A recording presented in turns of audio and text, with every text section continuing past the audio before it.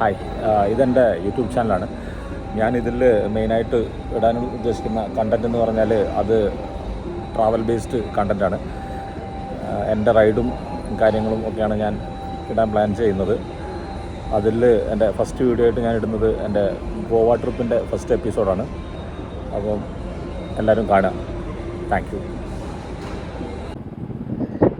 ഇപ്പം സമയം വൈകിട്ട് 3:45 അപ്പം ഞാൻ എൻ്റെ ഗോവ ട്രിപ്പ് സ്റ്റാർട്ട് ചെയ്തിരിക്കുകയാണ്. ഞാൻ എൻ്റെ വീട് കാലിക്കറ്റിലാണ്. കാലിക്കറ്റിൽ നിന്ന് ഗോവയ്ക്കൊരു 500 ചില്ലാനും കിലോമീറ്ററാണ് ഇവിടുന്ന് ഇപ്പം മാപ്പ് ഇട്ടിട്ട് കാണിക്കുന്നത്. ഞാൻ ഹോട്ടൽ ബുക്ക് ചെയ്ത സ്ഥലത്തേക്ക്. അപ്പം മംഗലാപുരം വരെ പോയിട്ട് രാത്രി മംഗലാപുരം അല്ലെങ്കിൽ മംഗലാപുരം കഴിഞ്ഞിട്ട് എവിടെ നിന്നാണോ ഉറക്കം വരുന്നത് അവിടെ സ്റ്റേ ചെയ്തിട്ട് പിറ്റേന്ന് രാവിലെ എണീറ്റ് പുലച്ചയ്ക്ക് പോകാമെന്നാണ് വിചാരിക്കുന്നത്. അതായത് മംഗലാപുരത്തിൻ്റെ ഉടുപ്പിൻ്റെയും ഇടയിൽ എവിടെയെങ്കിലും സ്റ്റേ ചെയ്തിട്ട് പിന്നെ ട്രിപ്പ് കണ്ടിന്യൂ ചെയ്യാം എന്നാണ് ഇപ്പം നിലവിൽ വിചാരിക്കുന്നത്. ഇനിയിപ്പോൾ അതിന് മുമ്പ് കാസർഗോഡോ അവിടെ എവിടെയെങ്കിലും വെച്ച് ഉറക്കം വെക്കുകയാണെങ്കിൽ അവിടെ എവിടെയെങ്കിലും കയറി കിടക്കും. അപ്പോൾ ഇപ്പം ഞാനത് കാലിക്കറ്റിൽ നിന്നാണ് സ്റ്റാർട്ട് ചെയ്തത്. കാലിക്കറ്റിൽ നിന്ന് സ്റ്റാർട്ട് ചെയ്തിട്ട് എൻ്റെ ഫസ്റ്റ് സ്റ്റോപ്പ് മാഹി എന്നാണ്. മാഹിയിൽ പെട്രോൾ അടിക്കണം. നമ്മുടെ കേരളമായിട്ട് എനിക്ക് തോന്നുന്നു 13-14 രൂപ എന്തോ വ്യത്യാസമുണ്ട്. അപ്പം ഞാനിപ്പം സർവീസ് റോഡിൽ നിന്ന് ഇങ്ങനെ ബൈപ്പാസിലേക്ക് കയറുകയാണ്. ഈ ബൈപ്പാസ് ശരിക്കും ഇനി ബൈക്കുകാർക്ക് ഫ്യൂച്ചറിൽ യൂസ് ചെയ്യാൻ പറ്റില്ല. പക്ഷേ ഇത് പണി കംപ്ലീറ്റ് തീരുന്നവരെ നമുക്ക് ആർക്ക് വേണമെങ്കിൽ യൂസ് ചെയ്യാം. ഇത് എനിക്ക് തോന്നുന്നു കുറച്ച് കാലം, അതായത് ഒരു 1-2 വർഷം കൂടെയൊക്കെ, 1 വർഷം കൂടെയൊക്കെ യൂസ് ചെയ്യാൻ പറ്റുന്നുണ്ടോ. അത് കഴിഞ്ഞ് കഴിഞ്ഞാൽ പിന്നെ നമ്മൾ ബൈക്ക് യാത്രക്കാർ സർവീസ് റോഡിനെ ഡിപ്പെൻഡ് ചെയ്യണം. പക്ഷേ സർവീസ് റോഡ് നല്ല സർവീസ് റോഡ് തന്നെയാണ്. ഒരു ഇതൊക്കെ 2 വരികളുണ്ട്. വലിയ പ്രശ്നങ്ങളോ കാര്യങ്ങളോ ഒന്നുമില്ല. ഈസി ആയിട്ട് തന്നെ ട്രാവൽ ചെയ്യാൻ പറ്റും സർവീസ് റോഡാണെങ്കിൽ പോലും. ഞാൻ നേരത്തെ പറഞ്ഞല്ലോ ഗോവയ്ക്ക് 530 കിലോമീറ്ററാണ് എൻ്റെ ഹോട്ടലിലേക്ക് കാണിക്കുന്നതല്ല. അപ്പോൾ ഈ 530 നമ്മൾ മംഗലാപുരത്ത് ഓൾമോസ്റ്റ് ഒരു 220 കിലോമീറ്ററും എൻ്റെ കണക്കൂട്ട് ചെയ്ത് 9:15 ആകുമ്പോൾ മംഗലാപുരത്ത് എത്തുമായിരിക്കും. ആ സമയത്തൊക്കെ എന്തായാലും ഉറക്കം വരില്ല. പിന്നെ ഒരു 10-11 മണിക്ക് ഉടുപ്പി അവിടെ എവിടെയെങ്കിലും പോയിട്ട് സ്റ്റേ ചെയ്യാമെന്നാണ് വിചാരിക്കുന്നത്. അതാണ് ഇപ്പോഴത്തെ നിലവിലുള്ള ഒരു പ്ലാൻ. ഇനി മാറാതിരിക്കാൻ ചാൻസ് ഉണ്ട്. പക്ഷേ ഞാൻ പോകുന്നത് ഞാൻ ഒറ്റയ്ക്കാണല്ലോ. അതുകൊണ്ട് ഇനിയിപ്പോൾ കുറച്ച് അങ്ങോട്ടോ ഇങ്ങോട്ടോ ആയിപ്പോയാലും അത് വേറെ ഡിപ്പെൻഡ് ചെയ്യേണ്ട ഒരു ആവശ്യമില്ലാത്തതുകൊണ്ട് നമുക്ക് കുഴപ്പമില്ല. അങ്ങനെ ബ്ലോക്ക് സ്റ്റാർട്ട് ചെയ്തിട്ടുണ്ട്. നമ്മൾ ബൈക്കായതുകൊണ്ട് സൈഡിൽ കൂടെയൊക്കെ കയറിയിട്ട് എങ്ങനെയെങ്കിലുമൊക്കെ സ്കിപ്പ് ചെയ്ത് പോകട്ടോ ബ്ലോക്കിൽ നിന്ന്. വലിയ പ്രശ്നം ബൈക്കായതുകൊണ്ട് ഉണ്ടാവില്ല. പക്ഷേ എന്നാലും ഈ ബ്ലോക്കൊക്കെ ചോറയാണ് സത്യം പറയുകയാണെങ്കിൽ. ഇവിടുന്നേ തുടങ്ങി. ഇതാണ് ഈ വൈകുന്നേരം 4 മണി സ്കൂൾ വിടുന്ന സമയം. കൊയിലാണ്ടി അങ്ങാടിയിലൊക്കെ പേരും തിരക്കായിരിക്കും. എന്നാലും ഇടയിൽ കൂടെയൊക്കെ കയറി നുഴഞ്ഞ് പോയി നോക്കട്ടെ. അയ്യോ, എത്തിപ്പെട്ടത് പ്രശ്ന സ്ഥലത്താണല്ലോ. ഇതേപോലെ അങ്ങോട്ട് വടകര മാഹി എത്തുന്നവരെ, മാഹി ബൈപ്പാസിലേക്ക് കയറുന്നവരെ ഇങ്ങനെ തന്നെയാണ് അവസ്ഥ. നമുക്ക് പാട് കിട്ടും വണ്ടി ഓടിക്കാൻ. നമ്മളിങ്ങനെ ജാക്കറ്റ് ഇട്ടാൽ ഈ ചൂടെടുക്കും. പിന്നെ നമുക്ക് നിർത്തി കഴിഞ്ഞാൽ നമുക്ക് തന്നെ തോന്നും അടുത്താനായി പിന്നെ ലേറ്റ് ആവുമല്ലോ. അതുകൊണ്ട് നിർത്താൻ. അങ്ങനെ കൊയിലാണ്ടി, വടകര, പയ്യോളി, പിന്നെ ഈ മാഹിൻ്റെയും വടകരൻ്റെയും ഇടയിലുള്ള കുറച്ച് സ്ഥലങ്ങൾ പെരും ബ്ലോക്ക് കഴിഞ്ഞിട്ട് അങ്ങനെ നമ്മൾ മാഹി ബൈപ്പാസിലേക്ക് കയറിയിരിക്കണം. നല്ല ബ്ലോക്ക് എന്ന് പറഞ്ഞാൽ പെരും ബ്ലോക്കായിരുന്നു. നല്ല ബ്ലോക്കായിരുന്നു വടകര, കൊയിലാണ്ടി, പയ്യോളി ആ ഭാഗങ്ങളിലൊക്കെ. അതുകൊണ്ട് കുറച്ച് 15 മിനിറ്റ് ഡിലേ ആയി നമ്മളിവിടെ എത്താൻ വേണ്ടിയിട്ട്, മാഹി എത്താൻ വേണ്ടിയിട്ട്. ഇനി നമുക്കുള്ള പ്രധാന പരിപാടി മാഹിയിൽ നിന്ന് പെട്രോൾ അടിക്കണം, പെട്രോൾ പമ്പിലേക്ക് കയറണം. നമുക്കിത് ഏതെങ്കിലും സർവീസ് റോഡിലേക്ക് ഇറങ്ങേണ്ടി വരും. അതായത് പമ്പ് ബോർഡ് കാണും, കേരളം 13 രൂപ കുറവ് കേരളത്തിനേക്കാൾ എന്നൊക്കെ പറഞ്ഞിട്ട് ബോർഡ് കാണും. ആ ബോർഡ് കാണുന്നിടത്ത് നമ്മൾ ലെഫ്റ്റ് എടുത്ത് കഴിഞ്ഞാൽ നമുക്ക് സാധനം കിട്ടും, പമ്പ് കിട്ടും. അങ്ങനെ പമ്പ് കിട്ടിയിട്ട് പിന്നെ തിരിച്ചടുത്ത സർവീസ് റോഡിൽ നമ്മുടെ ബൈപ്പാസിലേക്ക് വീണ്ടും കയറിയാൽ മതി. പെട്രോൾ അടിക്കാൻ വേണ്ടിയിട്ട് നമ്മൾ സർവീസ് റോഡിലേക്ക് കയറുകയാണ്. ഇവിടെ നിന്ന് അങ്ങനെ സർവീസ് റോഡിലേക്ക് കയറും. ഇവിടുത്തെ ലെഫ്റ്റ് എടുത്തിട്ട് കയറും. യെസ്, ഈ ലെഫ്റ്റിൽ നിന്ന് ഇങ്ങനെ കയറിയിട്ട് പിന്നെ നമ്മൾ ഇവിടുന്ന് ബൈപ്പാസിൻ്റെ അണ്ടർ പാസ് കൂടെ പോയിട്ട്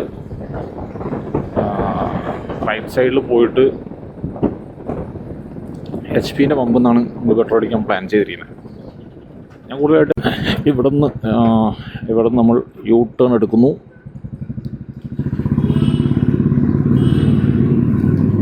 then again റൈറ്റ്, ഇങ്ങനെ റൈറ്റ് പോയിട്ട് വീണ്ടും ബൈപ്പാസ് കയറും.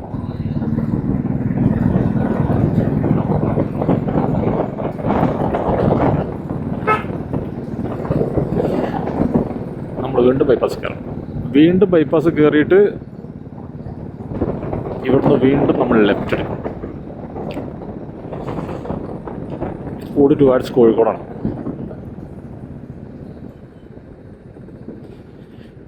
ദൈവമേ, പെരും തിരക്കാണോ! പെട്രോൾ അടിക്കാൻ വേണ്ടിയിട്ടുള്ള വണ്ടികൾ ഇറങ്ങി തിരക്കാം. പക്ഷേ നമ്മൾ ബൈക്കിന് ഇതൊരു വിഷയമാവില്ല. പെട്രോൾ അടിക്കാനുള്ള തിരക്കല്ല, അത് ഈ എന്താ പറയുക, അണ്ടർപാസിൻ്റെ അവിടെ നിന്ന് വണ്ടികൾ അങ്ങോട്ടും ഇങ്ങോട്ടും തിരിയുന്നതിൻ്റെ തിരക്കാം. എന്തായാലും പമ്പിലേക്ക് പോട്ടെ. Welcome to Mahe. പെട്രോൾ 12 രൂപ കുറവ്, ഡീസലിന് 11 രൂപ കുറവ്. നൈസ്, അടിപൊളി. അത് 961 രൂപയ്ക്ക് അടിച്ചപ്പോഴേക്ക് തന്നെ ഫുൾ ടാങ്കായി. സാധാരണ ഫുൾ ടാങ്ക് ആണെങ്കിൽ 1200 രൂപയൊക്കെ അടിക്കണം നാട്ടിൽ നിന്നൊക്കെ ആണെങ്കിൽ. പിന്നെ ഇതിൽ കുറച്ച് പെട്രോൾ ഉണ്ടായിരുന്നു, റിസർവ് ഒന്നും ആയിട്ടില്ല, അതുകൊണ്ടായിരിക്കും. എന്തായാലും നമ്മുടെ യാത്ര കണ്ടിന്യൂ ചെയ്യാണ് ടുവേർഡ്സ് മംഗലാപുരത്തേക്ക് പോവാണ്. നമ്മളിപ്പം സർവീസ് റോഡിലേക്ക് ഇറങ്ങിയല്ലേ പെട്രോൾ അടിക്കാൻ വേണ്ടിയിട്ട്. അപ്പം ആ ഇറങ്ങിയതിൻ്റെ തൊട്ട് പിറകിലുള്ള സർവീസ് റോഡിൽ നിന്ന് നമ്മൾ തിരിച്ച് ഹൈവേയിലേക്ക് തന്നെ കയറും. പിന്നെ നമ്മൾ നേരായിട്ട് പോവാം. ശരിക്കും ഭയങ്കര ലാഭമാണ്. 13 രൂപ പെട്രോളിന് കുറവെന്ന് പറഞ്ഞാൽ ഞാനിപ്പം 10.24 എന്താണ് എൻ്റെ ടാങ്കിലിപ്പം അടിച്ചത്. ഒരു 13 രൂപ വെച്ച് നോക്കുകയാണെങ്കിൽ 130 രൂപ നമുക്ക് ലാഭമല്ലേ. 130 രൂപ എന്ന് പറഞ്ഞാൽ നമുക്ക് ഒരു ദിവസത്തെ ബ്രേക്ക്ഫാസ്റ്റ് കഴിക്കാം ട്രിപ്പിൽ. സോ ഇപ്പം സമയം 7:30. പയ്യന്നൂരാണുള്ളത്. പയ്യന്നൂർ ടൗണിൽ എത്തിയിട്ടുണ്ട്. ഇപ്പം ഒരുവിധം ബ്ലോക്കും കാര്യങ്ങളൊക്കെ ഉള്ള പരിപാടികളും സ്ഥലങ്ങളൊക്കെ കഴിഞ്ഞു എന്നാണ് തോന്നുന്നത്. എന്താ കാര്യം എന്ന് വെച്ചാൽ കണ്ണൂരൊക്കെ അമ്മമാര് ബ്ലോക്കായിരുന്നു. വളപട്ടണം സ്ഥലങ്ങളിലൊക്കെ ഭയങ്കര ബ്ലോക്കായിരുന്നു. നമ്മൾ 3:45 സ്റ്റാർട്ട് ചെയ്തിട്ട് 4 മണിക്കൂർ കൊണ്ട് എത്തിയത് പയ്യന്നൂരാണ്. അപ്പം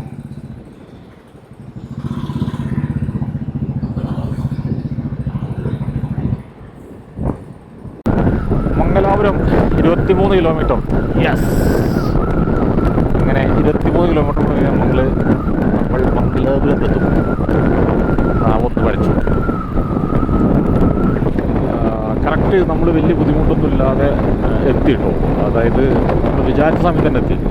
ഞാൻ വടകര, കൊയിലാണ്ടി അവിടെ ബ്ലോക്ക്, കണ്ണൂർ ഈ ബ്ലോക്കൊക്കെ പ്രതീക്ഷിച്ച് വെച്ചിട്ട് ഞാനൊരു 6 ഹവേഴ്സിന് ഇവിടെ എത്തുമെന്നാണ് വിചാരിച്ചത്. അപ്പോൾ ഓൾമോസ്റ്റ് ആ 6 ഹവേഴ്സ് കറക്റ്റ് 6 ഹവേഴ്സ് തന്നെ എത്തി. അതിന് വേണ്ടിയിട്ട് ഞാനൊരു അഡീഷണൽ എഫേർട്ടോ കാര്യങ്ങളോ ഒന്നുമില്ല. ഞാൻ ഒരു നോർമൽ സ്പീഡിൽ നമ്മൾ പോയി കഴിഞ്ഞാൽ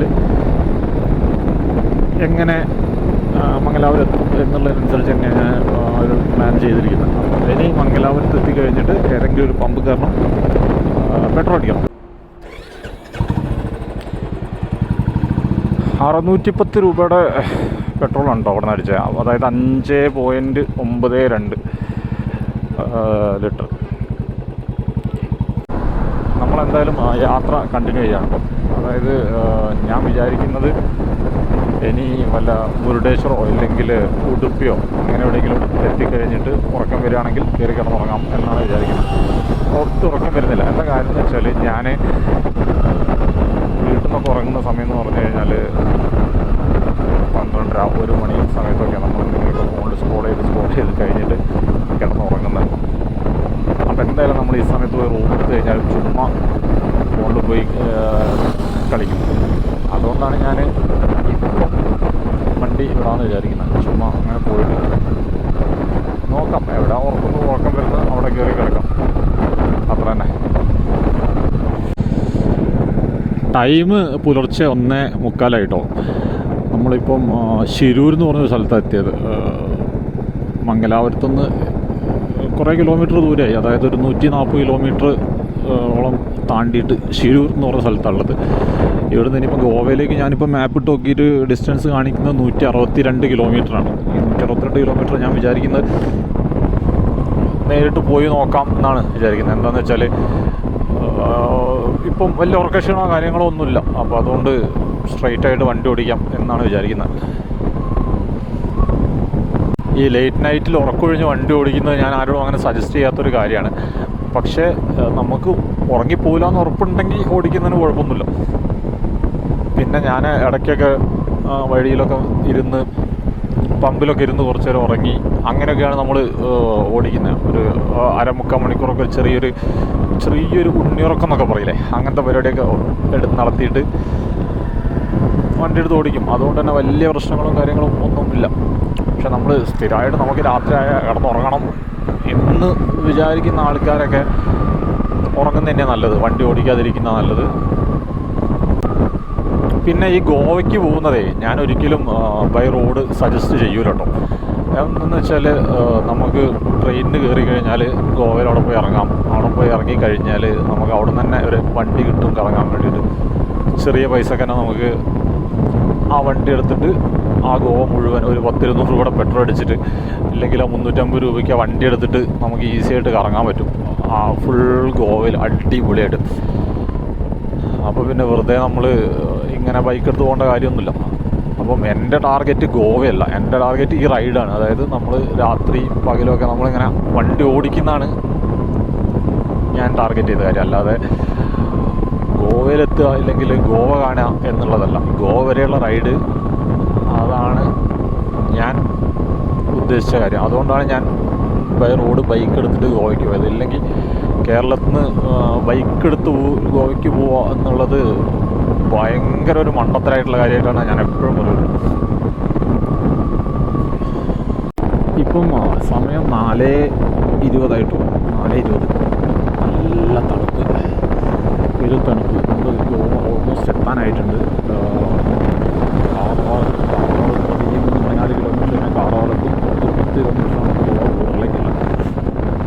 നമ്മുടെ ഫസ്റ്റ് ഡെസ്റ്റിനേഷനായ പാലോലം ബീച്ചിലെത്താൻ വേണ്ടിയിട്ട് നമുക്ക് ഇനി 42-43 കിലോമീറ്റർ മാത്രമേ ഉള്ളൂ.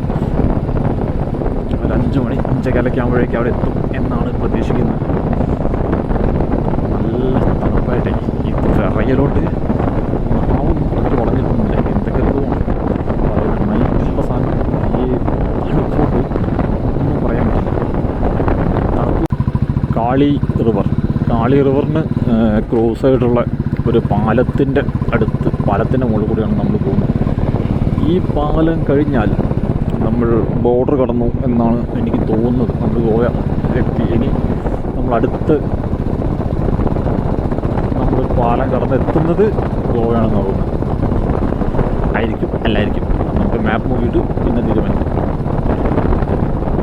ശരിക്കും പാലോലം ബീച്ച്, അതായത് നമ്മൾ ഫസ്റ്റ് ഡെസ്റ്റിനേഷനായിട്ട് നമ്മൾ പ്ലാൻ ചെയ്തിരുന്നത് പാലോലം ബീച്ചാണ്. അവിടേക്ക് ഇനി ഇവിടെ നിന്നൊരു 25 കിലോമീറ്റർ ആണ് കാണിക്കുന്നത്. 25 കിലോമീറ്റർ എന്ന് പറഞ്ഞു കഴിഞ്ഞാൽ ബോർഡറല്ല, ഒരു ചെക്ക് പോസ്റ്റ് ഉണ്ട് ഗോവയുടെ.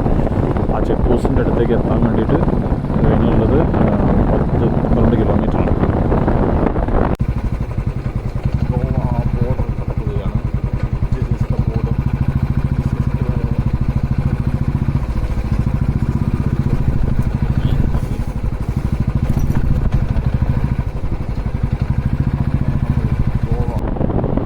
ഇത് പോലം എന്ന് പറഞ്ഞ സ്ഥലമാണ്. പോലം അങ്ങനത്തെ വായിക്കാൻ തോന്നുന്നു.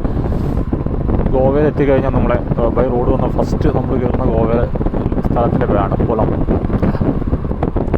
ഇവിടെ ഒരു അടിപൊളി ബീച്ചും കാര്യങ്ങളൊക്കെ ഉണ്ട് ഉള്ളോട്ട്. പക്ഷേ ഇപ്പം പോയാൽ ശരിയാവില്ല. നമുക്ക് തിരിച്ച് റിട്ടേൺ വരുന്ന സമയത്ത് പോകാൻ പറ്റുമോ നോക്കാം. സമയമൊന്നുമില്ല. നമ്മൾ നേരത്തെ പകലൊക്കെയാണ് വരുന്നതെങ്കിൽ ഒന്ന് കയറി നോക്കാം.